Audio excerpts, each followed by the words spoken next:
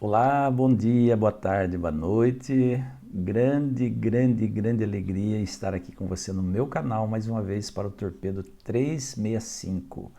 Hoje o episódio 124. E eu tenho muita gratidão a você que está vendo, que vai ver esse vídeo, né? Que você realmente seja abençoado com a palavra de hoje, tá bom? E dizer para você também que o nosso curso bíblico gratuito Raios de Luz está à sua disposição. Já tem mais de 20 pessoas fazendo esse curso, graças a Deus. E hoje, inclusive, eu vou disponibilizar mais uma aula desse curso bíblico, tá? Então é só acessar o link aí na descrição do vídeo, você já é direcionado direto lá para o site onde você vai fazer sua inscrição, deixar lá os seus dados, né? E poder já acessar as aulas do curso bíblico, tá bom? Então, não perca tempo, comece hoje. Cada semana uma aula aí de 15 minutos no máximo para alavancar aí o seu conhecimento da Bíblia e principalmente para levar uma reflexão mais profunda da palavra de Deus para a sua vida, tá?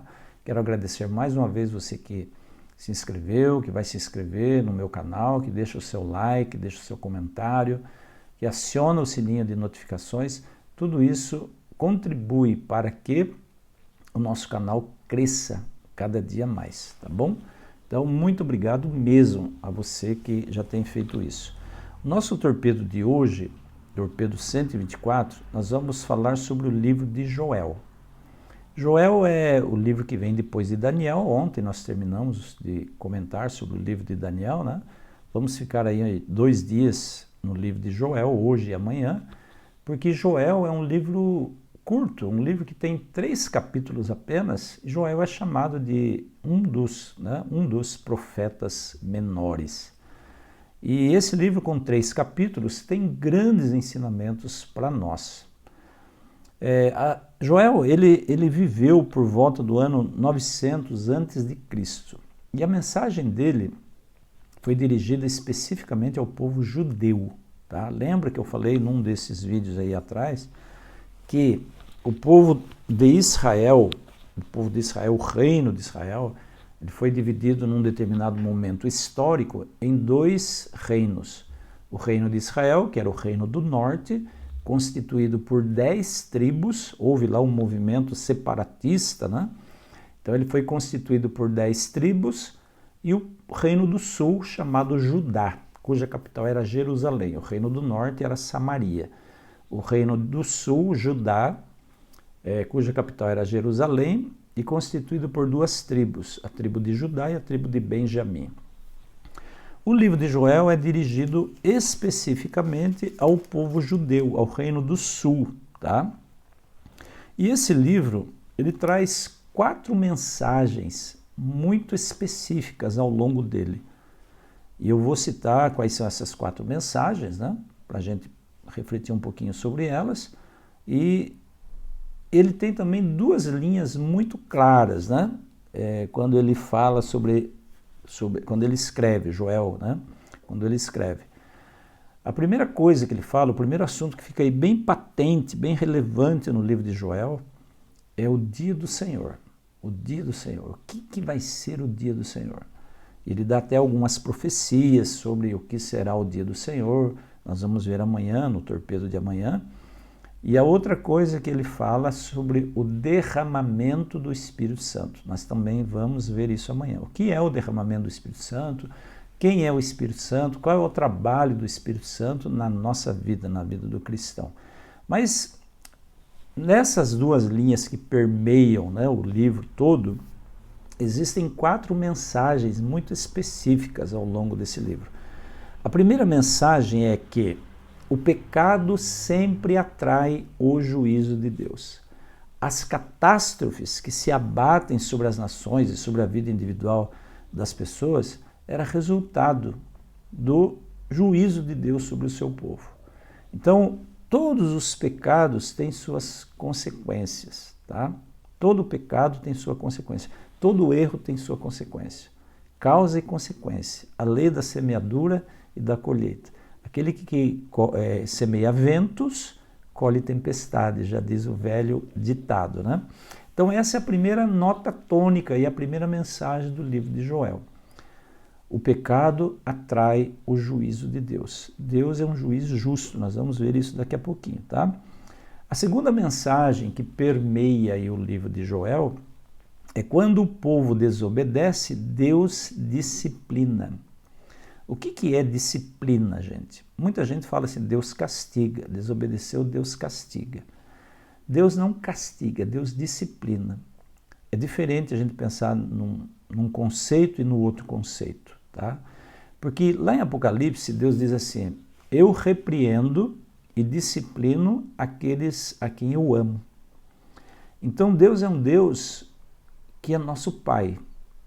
E um pai e uma mãe coloca limites sobre os seus filhos. Porque o pai e mãe que não coloca limite é sinal que ele não está nem aí com os filhos. E muitas vezes os filhos até deixam de sentir que são amados pelos pais, pelo pai e pela mãe, porque o pai e a mãe não estão nem aí com ele. Como professor, como diretor de escola, muitas vezes eu encontrei crianças, adolescentes, que falavam para mim exatamente isso. Ah, meu pai e minha mãe não estão nem aí comigo, ele não me ama. Eu não me sinto amado, porque dá a impressão que eles não estão nem aí comigo, eu faço o que eu quero, eles não ligam, não falam A nem B, eu saio a hora que eu quero de casa, volto a hora que eu quero, eu não tenho, eles não colocam limites sobre a minha vida. Então Deus, ele disciplina, ele corrige, ele repreende aqueles a quem ama. Tem um livro do Isamitiba que ele fala exatamente isso, né? Quem ama, educa. Deus ama, por isso ele educa, tá? Deus manda seus agentes, pode ser agentes da natureza ou pode ser agentes humanos que vão repreender a mim quando eu erro, porque Deus está atento à minha vida. Nada da minha vida passa batido aos olhos dele, passa despercebido aos olhos dele. Então, o fato de Deus muitas vezes me repreender, me disciplinar, é porque ele quer que eu ande no caminho dele. E é resultado do amor que ele tem por mim. Se ele não me amasse, ele não estaria nem aí comigo, tá?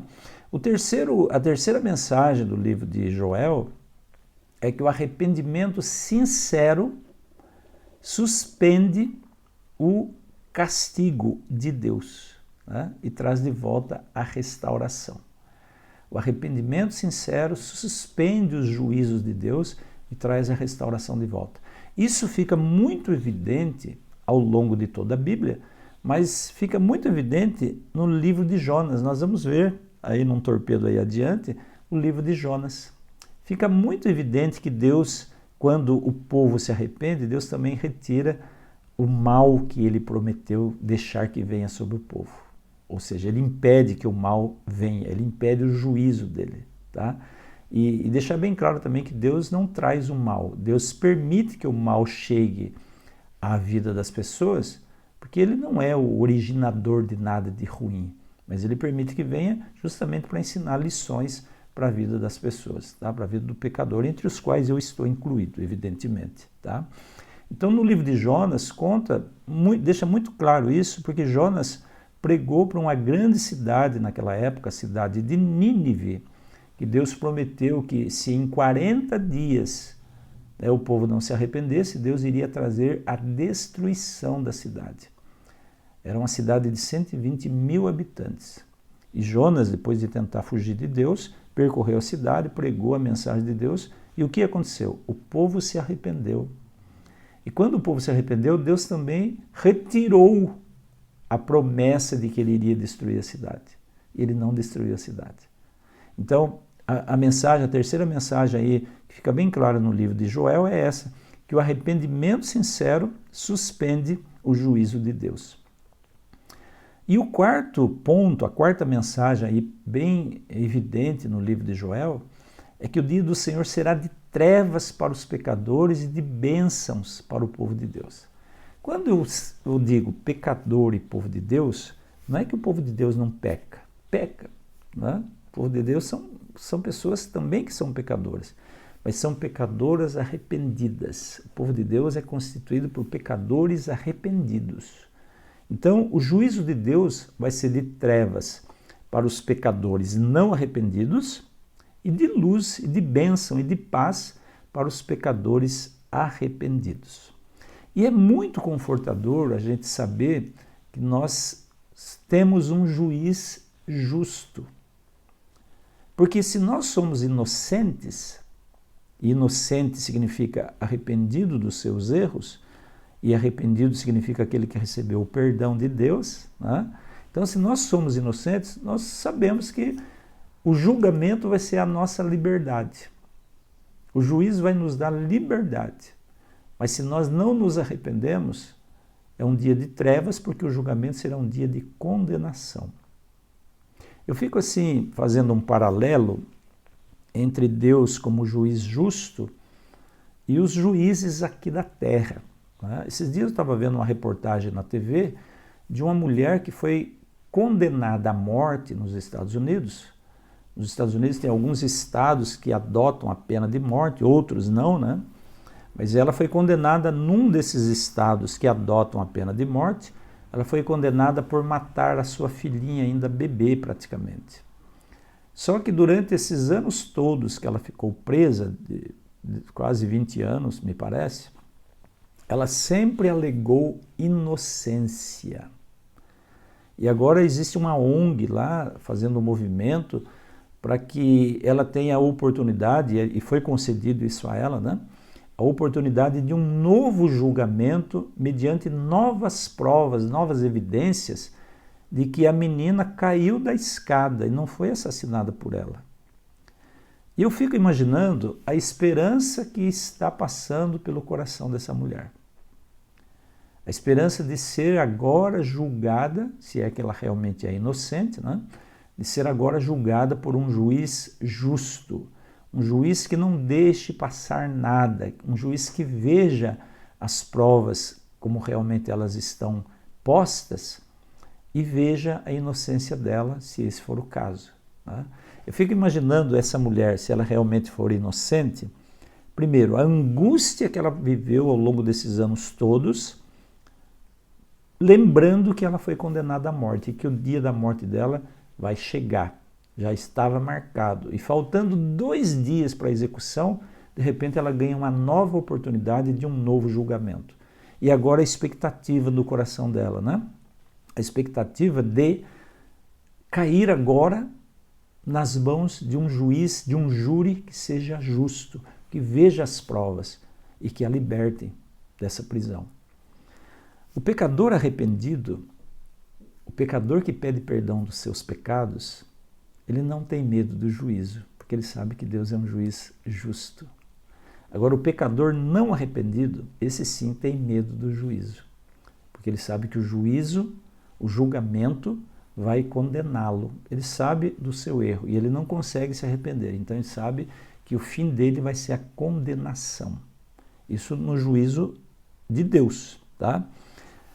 E eu fico pensando quantas pessoas já foram condenadas e algumas até executadas injustamente, sendo inocentes. Para Deus não existe erro, porque Deus conhece o íntimo, Deus conhece tudo, Deus conhece os detalhes, Deus conhece o nosso coração. Então, por isso, Ele é um juiz justo. E eu quero deixar esse torpedo hoje aqui para você, né? Que você descanse em Deus, que você se conforte em Deus, nesse pensamento de que no dia do juízo de Deus, para você pode ser um dia de luz, um dia de bênção.